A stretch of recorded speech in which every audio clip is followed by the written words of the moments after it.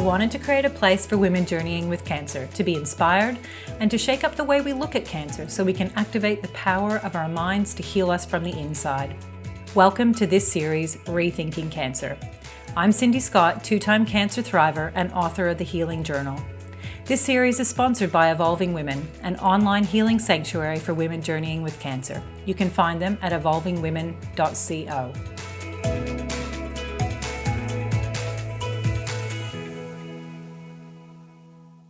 Hello and welcome. I am super excited to be introducing today's guest, the lovely Mel Gardner. I would love to share a little bit about her before we dive in today. She is an incredible woman, and when I first met her, I was absolutely amazed at what she had achieved in her 41 years of life. She is an interior stylist with almost 20 years of experience. She has styled over 65 luxury prize homes. She has renovated 75 properties, and she has styled over 5,000 plus client homes. So an absolutely incredible woman. I absolutely love her creativity and what she's creating in the world. And I'm super excited to have her here today. So welcome, Mel Gardner. Thank you, Cindy. Thank you for having me, and hello to the listeners. Yeah, so what I loved most was, absolutely loved Mel's background. We're going to hear a bit more about that in a moment, but also where she's taking her business. And that's where I got really excited to hear how she's bringing soul and style together and creating beautiful homes that not only look nice, but feel nice too. So welcome, Mel. Thank you, Cindy. Yes, very important, especially in today's upside down world. Oh, it's crazy. Yeah. So tell us a little bit about your career journey to date, because obviously it sounds incredibly stellar and fun and creative and beautiful. Tell us from your words. It's been a bit of a journey where each stage tends to lead to the next. So ever since I was young, I've been obsessed with homes, all different facets of homes, whether it's what they look like on the outside, the inside, the colours they've used, the materials, how we live inside our spaces. Like, it all fascinates me. And even with the luxury prize homes, I used to collect those brochures as a little girl. So little did I know, you had a real passion for homes right from the beginning. Yeah, and I used to give people tours through the house, as a little kid, and just obsessed with homes. And I guess I followed a few different career paths where they've always been connected to property, but they've enabled me to learn different ways of seeing how we use and enjoy our home spaces. Yeah.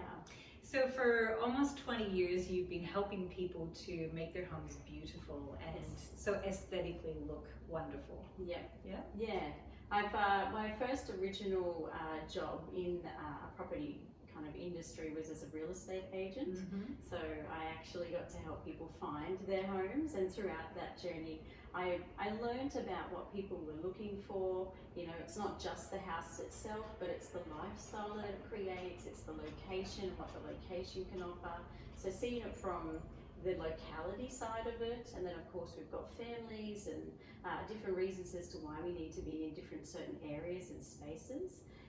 So I got to see that facet of it, and then with the luxury prize homes after that. So I went from so much fun. Oh, it really was an amazing job. You could say it's a dream job. It sounds, and I would love to have that job. It was amazing. So I went from selling homes to then buying homes in a way. So the experience of the real estate then led me to buying the homes as a buyer's agent, and then to really simplify the process, I was given nearly $1 billion a month. Every 30 days, I had to find a beautiful home to go and find a prize home. So in that time, I got to drive the whole southeast coast, so really beautiful scenery to enjoy along the way, look at beautiful homes and decide which one felt like the right one for a prize home. It sounds like a dream job, doesn't it? It was so much fun. It was pretty cool, yeah. And I, each home had to have a certain kind of feel. So if it was a home that we're giving away at Christmas time, it's hot, so I try and look for something that would have a pool or some sort of water element. So we look for certain things at certain times of the year that bring us comfort and lifestyle. lifestyle again. So I think I learned in that process of it the lifestyle elements that we all look for. So you might be wanting a home that's more softer and maybe more feminine than masculine. So potentially a home in the countryside or the mountains, you know, outside of the city. So it really, there is such different elements that we look for, and until we understand what we're really needing, we don't actually really know what we want. So the Price Homes job definitely showed me that. I got to do one every 30 days for 5 years. That is so incredible. It was pretty wild. So not only did I get to look for them and buy them, I went through that whole, the whole contract process, but then I got to do the styling for them. Love them too. And then the renovations for them, because we made them look like brand new homes. A lot of the coastline's already quite established, and we all want to live somehow connected to the coast. And then I got to ring the winners and tell them they'd won.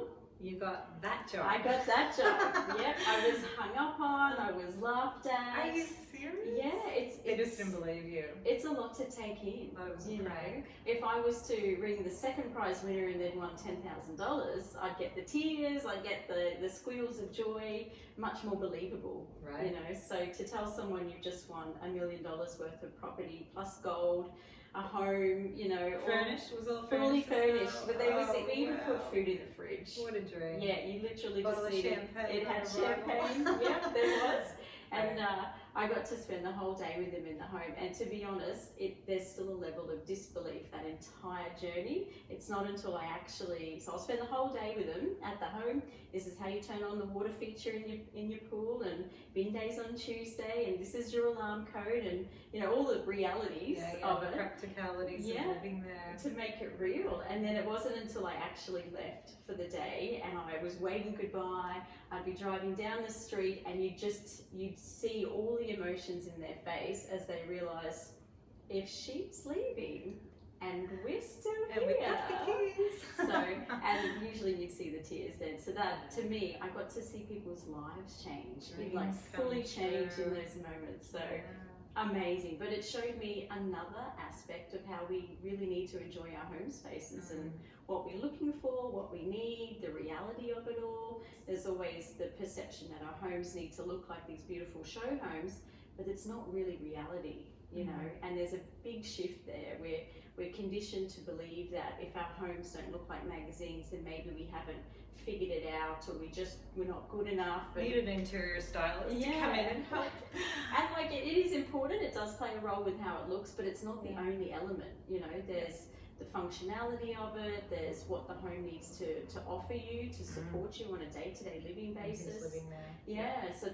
So each job I've found in all of the different careers that I've had, still connected with homes, but they've shown me more and more facets of how our homes need to be. Yeah. I think you touched on something a little earlier too about, especially when you were styling those prize homes, is how the home was to feel. Like if it was whatever season, or whether it was by the beach or in the mountains, you're creating a feel. Tell us a bit more about that. Yeah, I refer to that as the lifestyle that people are wanting. And to be honest, some of us might be more drawn to the sea than the trees, you know, or we might be drawn to a more traditional style, a real earthy country style home rather than a sleek apartment in the city. So there's completely different lifestyles with each of those homes. So it's not just the home itself, it's the surroundings, it's the materials it's made from. And I think what the important part there is, do we actually know what suits us? Do we know what we resonate with? And you know, we're conditioned with the magazines and the TV shows to say, these are the styles, this is what's in trend, and you need to tick one of those boxes. This is the box, and you got to fit in that one. Yeah. And the truth is, we're not any of them. You know, we're elements of bits and pieces of them, and they're great as inspiration to say, here's a path that can lead you into a direction. But the question you have to ask yourself is, why do I like that? Okay, I really like the traditional style homes. Well, then why? You know, and it sometimes it stops you, because you have to actually think about it and go, well, I'm not sure. Why do I like country homes? Why do I like a more traditional Queenslander rather than a very modern and contemporary, beachfront home type of thing? And when you ask yourself why, that's where the juicy bits really come in, because you start to understand who you are on the inside. And like I love living amongst the trees. The trees are my thing. I do love the ocean and the water, of course, but I needed a home where, outside of my windows, if there wasn't a garden already, could I plant some trees out there?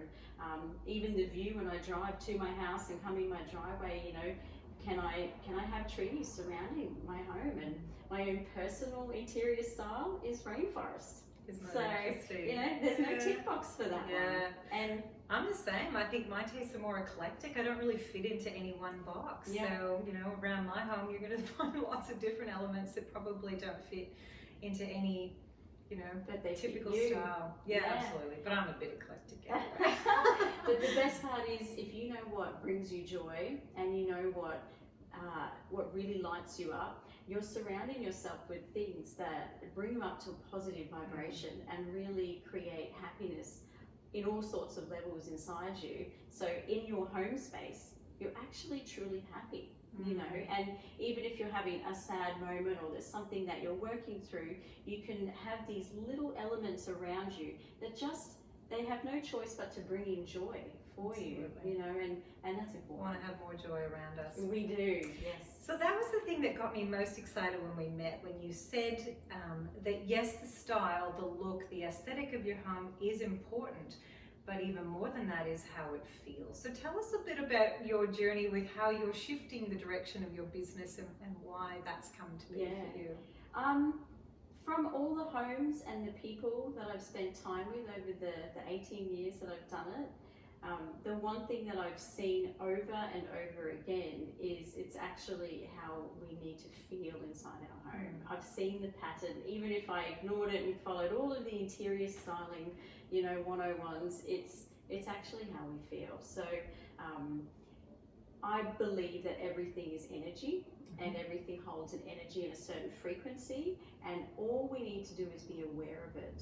So our home surroundings, sometimes, to give you an example, furniture that's from second-hand furniture. So whether it's something that's passed down from generation to generation, which so many homes hold items like that, you need to remember that every single piece tells a story. We can't technically see the story, but we can feel it. And about 7 years ago, I had, I guess, what I would refer to as an awakening. I went through a lot of inner journey and inner work, and throughout that process, one day I could see energy. And I didn't really understand it at the time. I've gone down many journeys to really open myself up to what that means, but I can see and more so feel energy of everything around me, from people, from things, from moments, and even thoughts. So to me, when I'm in a home space now, I can feel how everything is affecting me.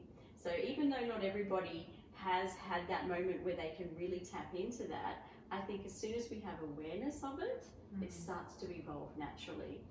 So with the second-hand items, if it's something passed down from a family member and it's gone from generation to generation, that item holds the story of everywhere that it's been so far. So there's different things that you can do, and there's all different paths that you can take on what to do with items like that.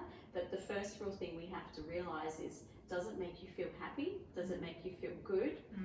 Because a lot of the time, from especially a lot of the homes that I've been into, that whole decluttering process of letting go, it's emotional as well as physical, because obviously it's a real item, but there's a story attached to it.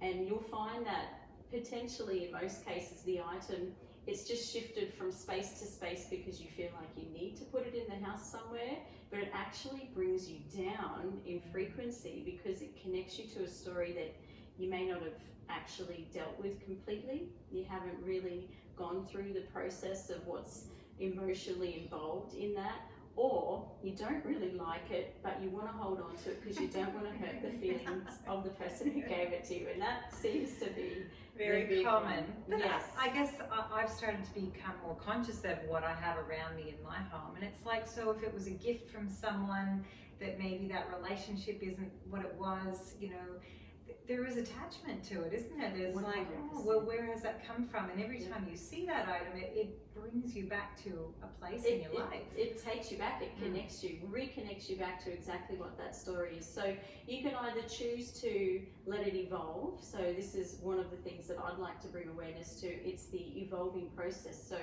we evolve as people. You know, we're not the same person that we were 5 years ago, and in the world right now, not even the same person we were 1 year ago. So much is happening, and so much in our lives are changing that our home spaces need to evolve with us. With us as well. I think that was something that you said as well. It was like, you know, when we look around our home, is it reflective of who we are today, or is it a legacy of 10 or 20 years ago and we're just holding on to stuff? Yes. And one of the catches there is people think that to have a home that looks and potentially feels good means it's going to cost lots of money. You know, they've got to keep up with the trends. Are we supposed to have an interior designer to come and do it? But it's just little things, you know, like for example, these beautiful flowers here, maybe in 5 years' time, you may resonate with something that has a completely different color. You know, so you still give honor to each of the items and to the story and the journey that it's taken you on, but it's okay to let it go. And if you think of it in a sense that maybe if it had its own feelings, it could actually be loved and enjoyed in another space, even in another home or with somebody else. Nice way to look at And it. it gets to live a journey where it's now being loved all over again, and you get to bring in something that reflects who you are now and brings you joy in, I guess it's just evolving as we change. Yeah. So one of the things I was really excited to chat with you about today is creating a space that's very healing. So for people going through a cancer journey, Yes. I know when I was going through chemotherapy, I was in the dark night of the soul, and I was pretty down and, not in a very good place. Yeah. But I knew intuitively that I wanted to create a little space for myself that I could go, I could breathe deeply, I might meditate, I might just want to cuddle up and do some journaling under a blanket. So I intuitively, not having yet met you, went about creating that space for me. Unfortunately, I had a lot of room in my home. Not everyone does have that. They might need to just find a corner or a room or a space. Yeah. What would be some tips that you would have for someone wanting to create an environment that is very healing for them, to be able to go inward, to connect with themselves more fully, and to find ways to heal? Yeah, good question, and it's very important.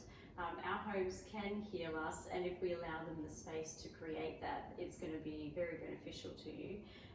I guess the key elements to this is intentional styling. So know what it is that you need and know what it is that can offer that to you. So for the space, let's just say you needed a place for mindfulness where you can just switch off, think night, or it's kind of leaving here and coming more into here probably is the key here.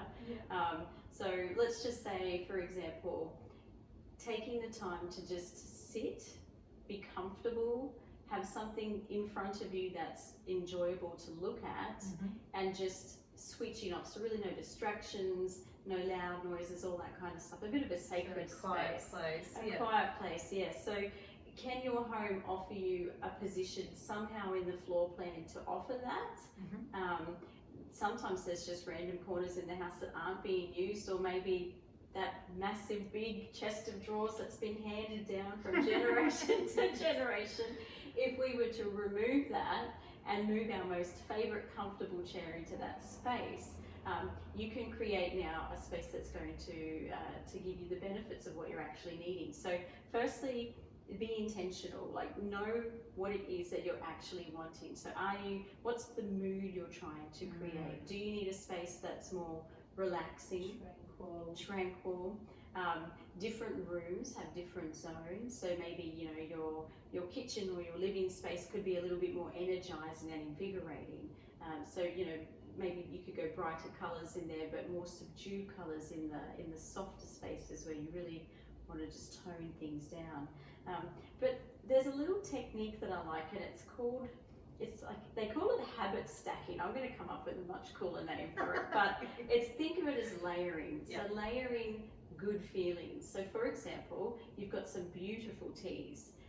To make yourself a nice cup of tea, to sit somewhere where you're comfortable, and then to also have the outlook of what you're looking at that brings you peace, calm, happiness. That simple. Yeah.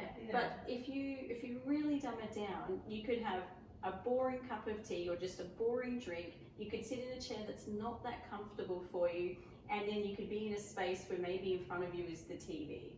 Versus having a tea, even if it's your favorite mug, so the mug itself brings you joy. Yeah. The tea itself means something to you. You can see the life in it. You feel it. It smells good. It just makes you feel like a warm hug. Cute flowers in it. Yeah, it's got the cute flowers in it.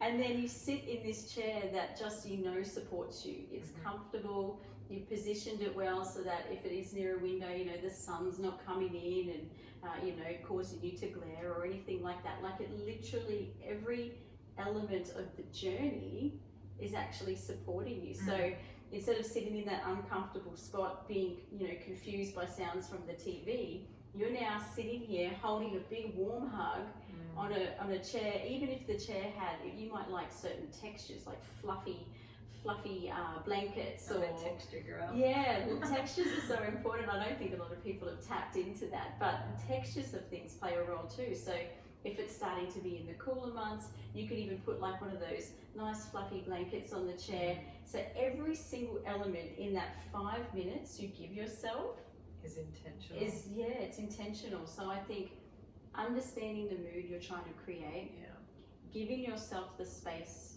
to have that, and then knowing what it is that brings you the joy in the moments. And that's just a cup of tea scenario. I know that was so important for me though, particularly I was a healing. I just wanted to down tools to breathe more deeply. I bought a beautiful cashmere blanket, like a little lap blanket, nice and soft, but yet warm, because I was right in the middle of winter.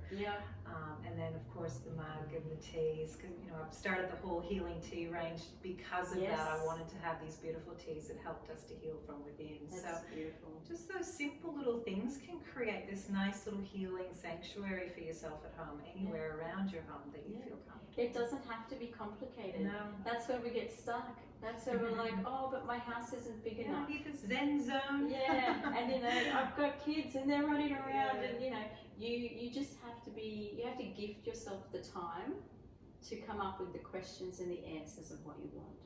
Yeah.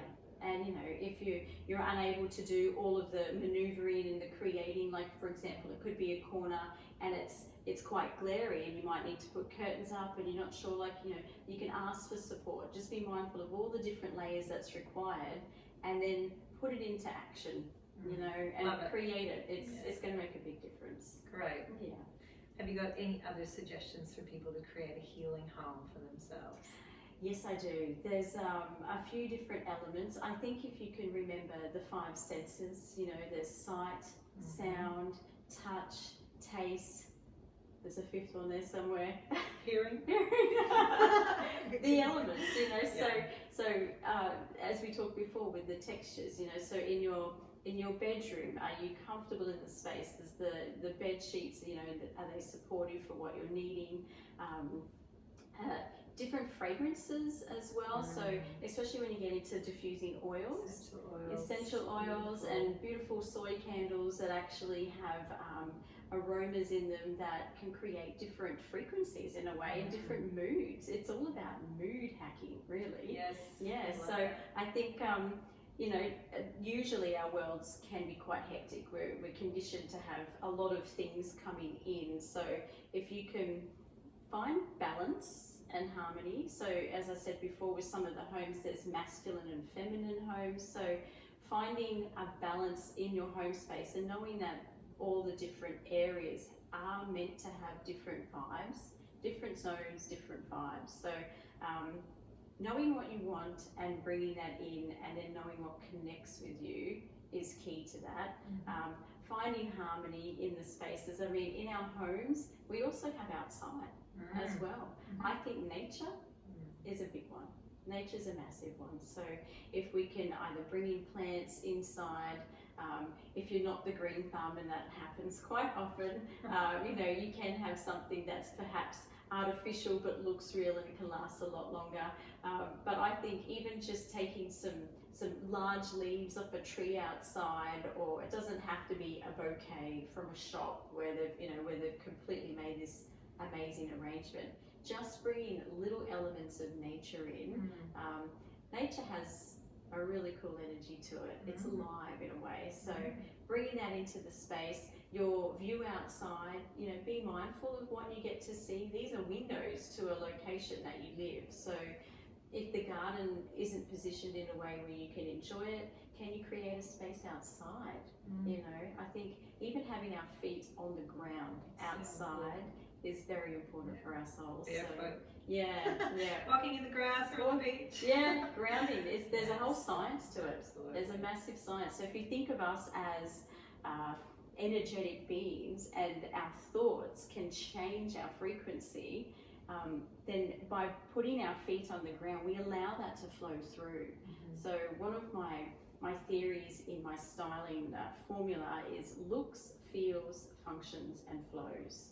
So they're the 4 elements that I really would like to make sure that people break them into those 4 categories. So we've got how homes look, which is where we understand what we resonate with. Then we've got how they feel, so understanding and awareness of the story of everything, the energy of in those that space. Yeah. How it functions. Is it actually supporting you every single day? Do you need a space that offers extra support in how you can, using the vertical space, and you might have more things that you need to put in the house, but you don't want to feel cluttered. So decluttering. That's like, if I could just scrap the whole table clear and say the only thing you need to do is declutter, it would still be a big, massive impact on your world. Absolutely. And that, again, it's because it links to the story. So there's looks, feels, functions, and then flows, and that's the energetic sense of things. So I like to think of furniture layout in a home as it's almost like a smoky haze. So if you look at a floor plan of a home, and you've obviously got doorways and windows and openings and the way that our homes are laid out, then you've got furniture in that as well. If you could imagine like the airflow coming through your home, the flow of energy, you may not see it, I could, but not everyone can. Maybe in the future, but just think of the flow as a smoke, as it comes through, or mist as it comes through. Do you have things that are just instantly blocking the flow? We may have furniture pieces that make sense for reality for us to do that, but just by standing back and really giving ourselves the awareness of the space, just by shifting it a little bit, you could open up that whole room and potentially energetically create a beautiful flow through there. So even to the point of just opening windows, so that 5-minute cup of tea, tranquil moment, if you can bring in the fresh breezes, and absolutely. the different having air coming through the house. I'd rather that than air conditioning any day of the week. And with the sound part as well. So if you're drawn to the sea rather than the trees, the sound of water is quite nice, and it's very relaxing. So if you're drawn to the ocean, or you're drawn to the water element, you may not be able to have a home that has the ocean right there. I mean, that'd be nice. All the sound of the waves. By the ocean. But I feel that you can find it in other ways. So whether it's a small little water feature that just has the sound of the trickle water. It may even be a picture on the wall of a really calm sunset with the waves. It's very soft, and it just understanding the elements and how they affect you. There's so many facets to it. So tell us a bit about what you're doing in Meluka Designs at the moment. What's your business doing? I've gone through a big shift. I really have, especially I'd say since the whole COVID kicked in. It wasn't really anything to do with COVID. It was more just the timing to really ask myself a few key questions moving forward, and intuition as well. So my business was doing really good. I'd just been awarded Stylist of the Year for Southeast Queensland. So I actually was going to double my business. I was going to move to invest in it, grow it. I had a really large warehouse with 12 houses worth of furniture. So I had like 100 dining chairs, over 1,000 cushions. It was a fun space to be in. It was really fun. Something inside me said it's time to start teaching, because I fell into my business in a way. So I had people seeing me what I could not, and they encouraged me to do something I was too afraid to do. And then when I finally did it, the whole world opened up, and I kind of hit the ground running when that happened. And as I followed that path, because I'm a true believer that if you just follow that path of happiness, it'll guide you. Follow the joy. It guides you. So I just kept doing what I loved, and all of a sudden I had this business. It's been 6 years up and running. I'd won the award for Stylist of the Year. I was about to go twice as big, and then inside me said, I think it's time for a change.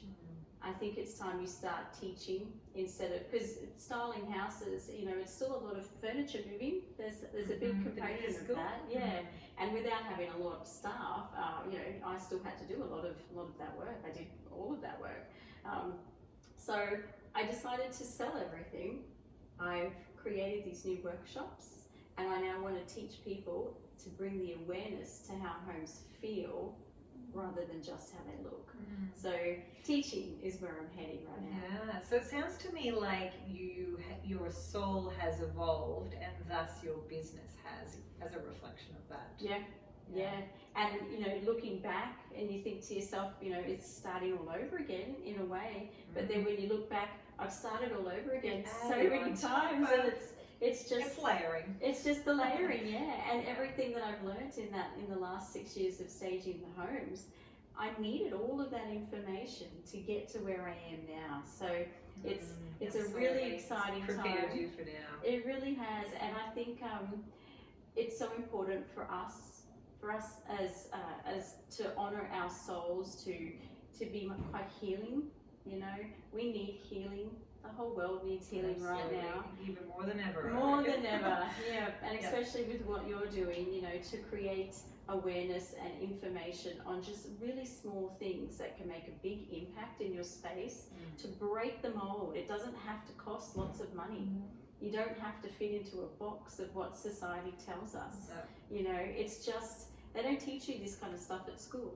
So it's just awareness, So tell us a bit about the programs that you're running. Okay, I've got a few workshops that I'm working on. One of them's called Raise Your Home's Vibration. Oh, love it. So a lot of the things that we've just touched on then, with a lot more examples and going through room by room. So I think it's a little woo-woo, but I think the world is ready. Oh, we need it. I think in here I actually created it 2 or 3 years ago, and I've just been nervous to stand up and really come out and say, right, the world is ready. I'm ready to say, we're ready, girl. We're ready. And I've got another one called Soul Styling, and that to me is more about understanding who you are. So with the whole example before of are you a traditional Queenslander country type, or are you more the city slicker? And there's so many elements to it. Are you the trees or the sea? Do you like shiny or do you like matte? Do you like textured or do you like smooth? We're all so different, and that you could ask yourself all these questions now, and it won't be the same answer you had 5 years ago, and it won't be the same answer you have 5 from now. So I think to give people the tools to understand the awareness and the questioning, you carry that forever.